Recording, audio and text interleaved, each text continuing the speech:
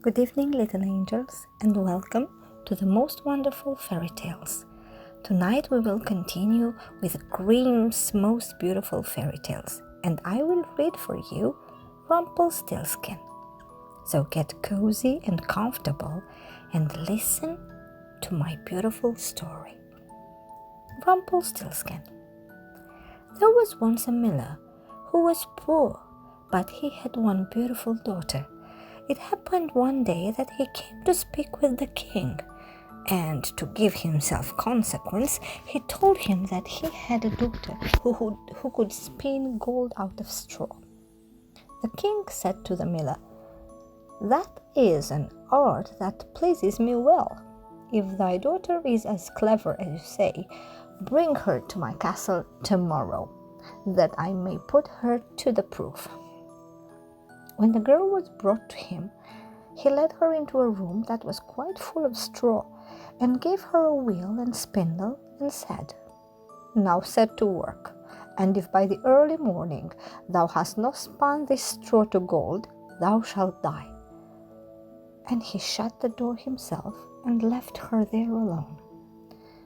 And so the poor miller's daughter was left there sitting and could not think what to do for her life. She had no notion how to set to work to spin gold from straw, and her distress grew so great that she began to weep. Then, all at once, the door opened, and in came a little man who said, "Good evening, miller's daughter. Why are you crying?"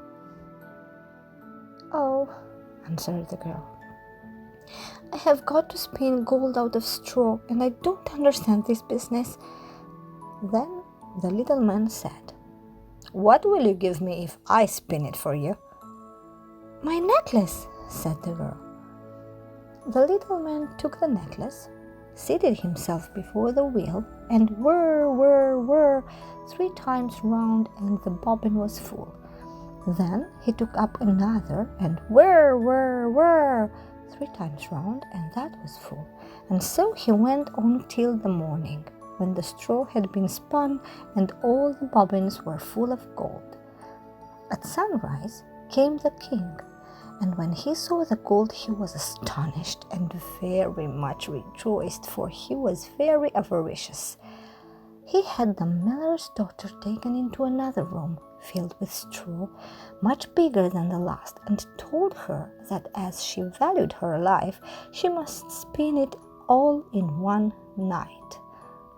The girl did not know what to do, so she began to cry, and then the door opened, and the little man appeared and said, "What will you give me if I spin all this straw into gold?" "The ring from my finger," answered the girl. So the little man took the ring and began again to send the wheel whirring round, and by the next morning all the straw was spun into glistening gold. The king was rejoiced beyond measure at the sight, but as he could never have enough of gold, he had the miller's daughter taken into a still larger room full of straw, and said, "This too must be spun in one night, and if you accomplish it, you shall be my wife." For he thought, "Although she is but a miller's daughter, I'm not likely to find any other richer in the whole world." As soon as the girl was left alone, the little man appeared for the 3rd time and said, "What will you give me if I spin the straw for the last time?" "I have nothing left to give," answered the girl. "Then you must promise me that the first child you have after you are queen, it's mine," said the little man. "But who knows whether that will happen?" thought the girl. But as she did not know what else to do, in her necessity, she promised the little man what he desired, upon which he began to spin until all the straw was gold. And when in the morning the king came and found all done according to his wish, he caused the wedding to be held at once, and the miller's pretty daughter became a queen.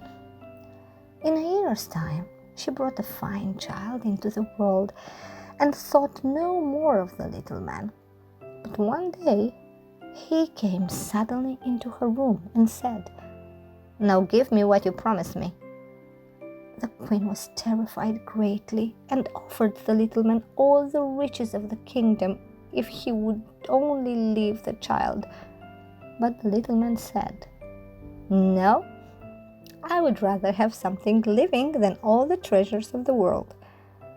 Then the queen began to lament and to weep, so that the little man had pity upon her. "I will give you 3 days," said he, "and if at the end of this time you cannot tell my name, you must give up the child to me." Then the queen spent the whole night in thinking over all the names that she had ever heard, and sent a messenger through the land to ask far and wide for all the names that could be found. And when the little man came next day, beginning with Casper, Melchior, Balthazar, she repeated all she knew and went through the whole list. But after each name, the little man said, "This is not my name." The second day, the queen sent to inquire of all the neighbors what the servants were called, and told the little man all the most unusual and singular names, saying, "Perhaps you're called roast ribs, or sheepshanks, or spindleshanks?" But he answered nothing but, "That is not my name." The third day, the messenger came back, and he said, "I have not been able to find one single new name, but as I passed through the woods, I came to a hill, and near it was a little house, and before the house burned a fire, and round the fire danced a comical little man, and he was singing, 'Today I brew, tomorrow I bake, and after that the child I'll take. Never can the queen guess that Rumpelstiltskin is my name.'"